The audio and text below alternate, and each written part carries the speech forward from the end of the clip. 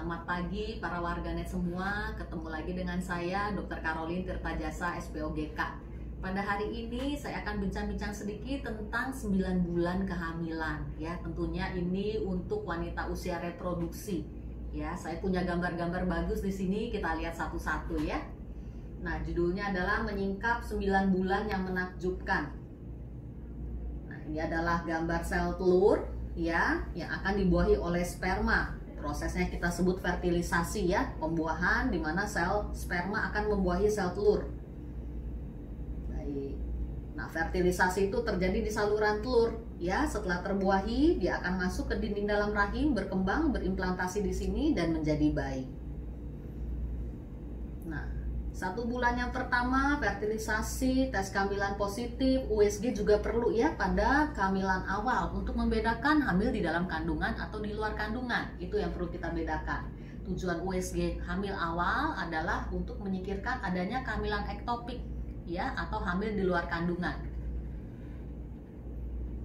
Nah, setelah proses fertilisasi tadi pembuahan terjadi, pembelahan sel dimulai ya, 1 sel jadi 2 sel jadi 4 sel jadi 8 sel dan seterusnya. Nah, ini adalah gambar embrio umur 4 minggu ya, tahap awal sekali. Organ-organ juga sedang dalam proses pembentukan ya, seperti di dinosaurus kecil ini ya kita bilang. Nah, ini proses pembelahan sel tadi, ini adalah foto embrio 4 minggu tadi. Nah, 2 bulan pertama biasanya mual sudah sangat hebat ya. Mual sangat hebat ya, kita sebut hiperemesis gravidarum yang disebabkan karena peningkatan hormon-hormon dalam kehamilan awal ya. Biasanya mual ini akan reda nanti kalau hamil sudah mencapai 16 minggu atau 4 bulan. Nah, pada mual yang sangat hebat tentunya ya perlu dirawat ya, jangan sampai dehidrasi ya. Nah, proses pertumbuh kembangnya juga terus berjalan ya. Nah, ini USG transvaginal saat hamil 6-7 minggu, saat hamil awal. Ya, biasanya kantong kehamilan sudah terlihat di sini di dalam rahim dengan USG transvaginal. Ya, USG hamil awal juga untuk membedakan apakah ini suatu kehamilan yang berkembang atau suatu blighted ovum. Blighted ovum adalah kantong hamil yang kosong, tidak ada janinnya ya. Biasanya diagnosis blighted ovum kita bisa tegakkan kalau saat usia hamil sudah mencapai 7-8 minggu dengan USG transvaginal tetap tidak terlihat janin di dalam. Ya. Nah, ini adalah foto embrio saat umur 8 minggu ya. Sudah seperti bayi kecil di sini ya.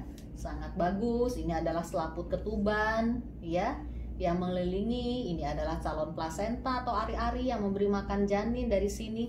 Ini juga sudah ada tali pusat ya terhubung ke plasenta. Nah, ini adalah embrio 7-8 minggu ya.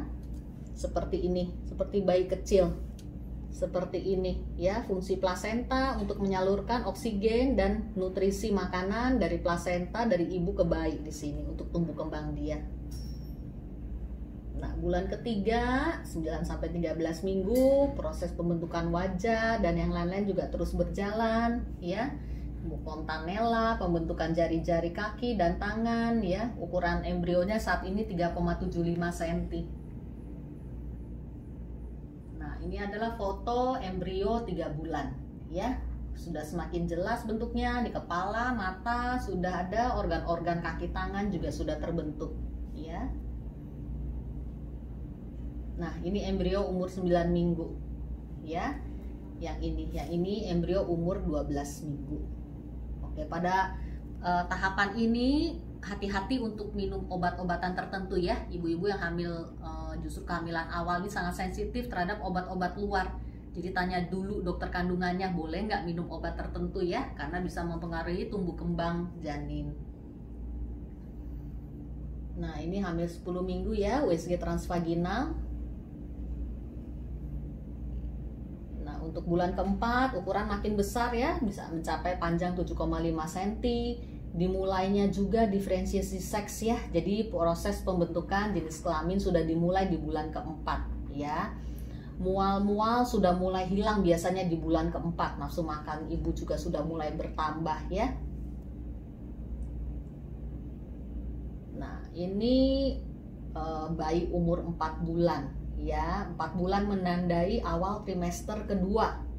Semakin lengkap, semakin jelas bentuknya. Nah, di bulan kelima, hamil 18-23 minggu, ibu mulai merasakan gerakan bayi ya. Awal-awalnya seperti gerakan sayap kupu-kupu, tapi makin lama akan makin kencang seiring dengan bertambahnya usia hamil. Di saat ini bayi juga sudah bisa mendengar ya. Untuk ibu-ibu yang mau memperdengarkan musik klasik misalnya pada bayinya, bisa diperdengarkan di usia hamil 6 bulan atau 5 bulan ini ya. Dan pada usia ini juga jenis kelamin sudah bisa terlihat lewat USG.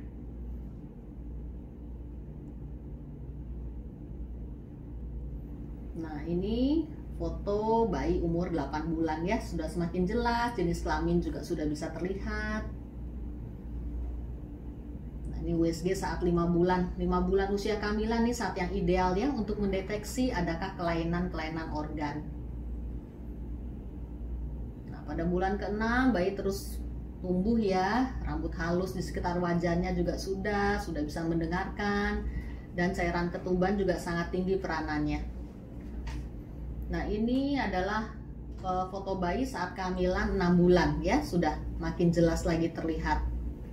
Di bulan ke-7 USG pada bulan ini adalah untuk mengevaluasi pertumbuhan janin. Ya, yang harus diwaspadai adalah PJT ini pertumbuhan janin terhambat. Jadi bayinya kecil, tidak sesuai dengan usia hamil, bisa terlihat lewat USG.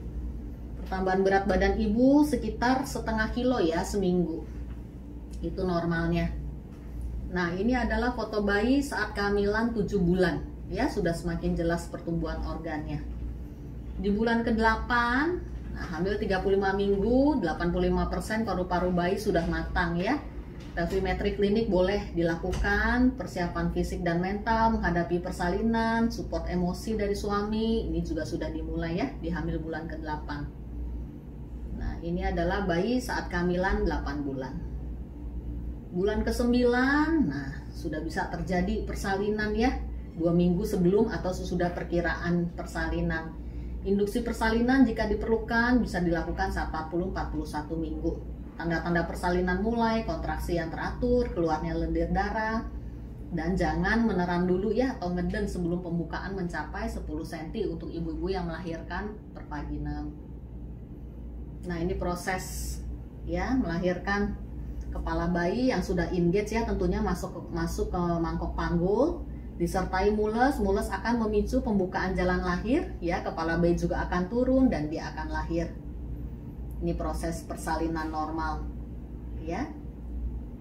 Nah, seksio sesaria atau tindakan melahirkan bayi biasanya kita lakukan atas indikasi ya.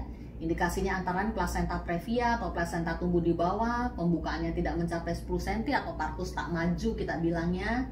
Gawat janin ya, biasanya dari CTG kita bisa melihat, atau dengan pemeriksaan Doppler, jantung janin heart rate-nya berkurang, kelainan letak bayi atau bayi besar ya, CPD tidak sesuai dengan ukuran panggul ibu. Ini adalah salah satu indikasi kita melakukan seksio sesaria. Kontrol hamil sesuai jadwal ya, ibu-ibu terutama hamil-hamil dengan resiko tinggi ya, harus senantiasa dilakukan.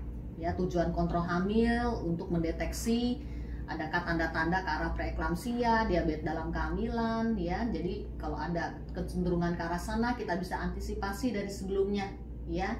Minimal USG dilakukan 4 kali selama kehamilan ya. Baik, moga-moga informasi ini bermanfaat. Selamat pagi, terima kasih.